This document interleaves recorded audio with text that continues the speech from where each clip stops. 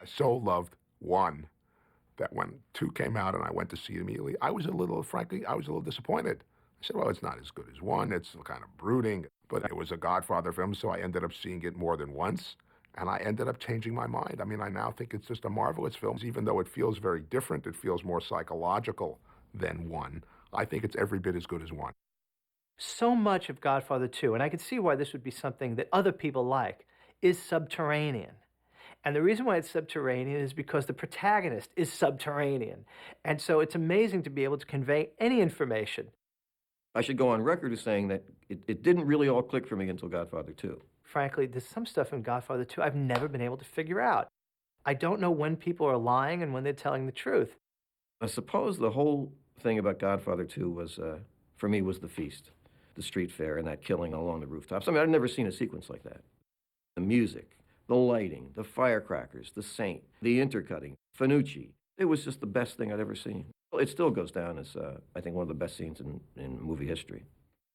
Godfather 2 was sort of the intellectualization of the themes of the first Godfather. The sophisticate in me knows that part 2 is a more satisfying film. It explores the dark side more darkly. You really feel at the end of The Godfather, even though they shut the door in Diane's face, you really don't care. The audience is with Michael, let's face it.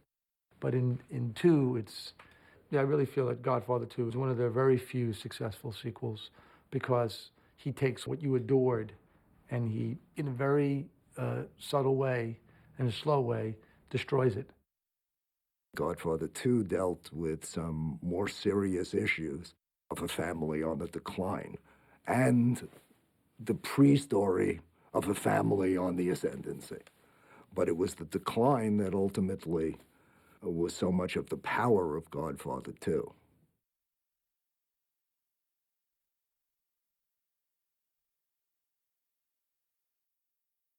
I'm going to do a line for my friend here, and he's going to respond with the character's reaction. Here's a good one for you to do. Why did you go to the police? Why didn't you come to me first? I didn't want to get into trouble. What was that, Pepe Lamoco? What about this McCluskey, huh? What do we do with this cop here? They want to have a meeting.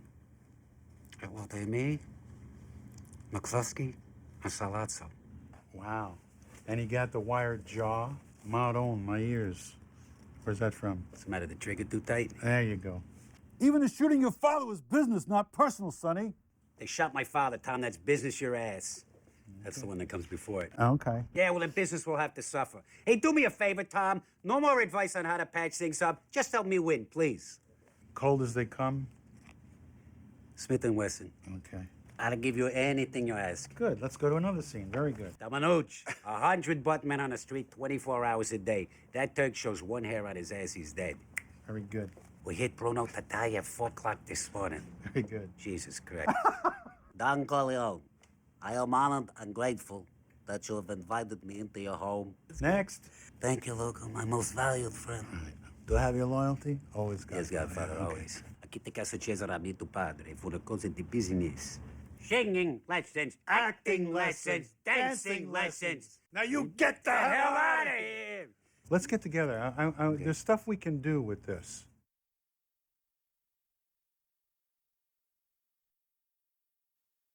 My father used to come home sometimes from New York with the little white box with the cannoli, and it made a big impression on me. In fact, one night I had been playing with his gallons of wine down in the basement, and I put a pencil through the loop, and I would carry the wine from, I was like 5 years old, and the pencil broke and the gallon broke. And so that night when he came, he was so mad that I was to have no cannoli, and they were all eating the cannoli. So cannoli occupies a kind of part of my young memory. So when Clemenza was pulling out of the house, I'm going now. What time are you going to be home tonight? I don't know, probably late. I just told Mrs. Clemenza, say, don't forget the cannoli. Don't forget the cannoli.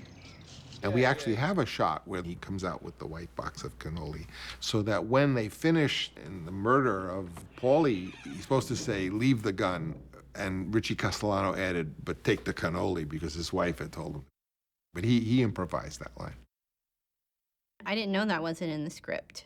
That moment to me is is just the critical moment in the movie in a way. It says everything the movie is about. To take the cannoli is as important a part of that guy's life as the gun, because the cannoli is the family, it's the food. It's just such a perfect picture of, that dichotomy.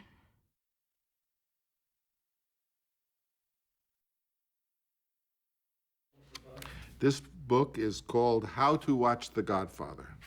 How to really watch The Godfather. What's it all about, Francis? Just when and how did Clemenza die? The first we hear of it is in Anthony's communion when Fredo mentions his heart attack and points to Frankie Five Angels' black armband.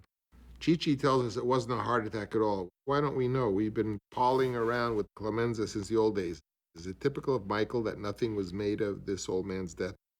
Well, the truth of the matter was right up to the day that I decided to put a black armband on Frankie Five Angels, I was desperately negotiating with Richie Castellano to be in the movie. I wanted Clemenza not to die, and tried everything I knew how to do to have him actually be in the film, but his last request was so outrageous that I basically just said I can't do it, and it was that his then girlfriend, Ardell Sheridan, What time are you gonna be home tonight? I don't know, probably late. have the right to rewrite all his dialogue as she wished.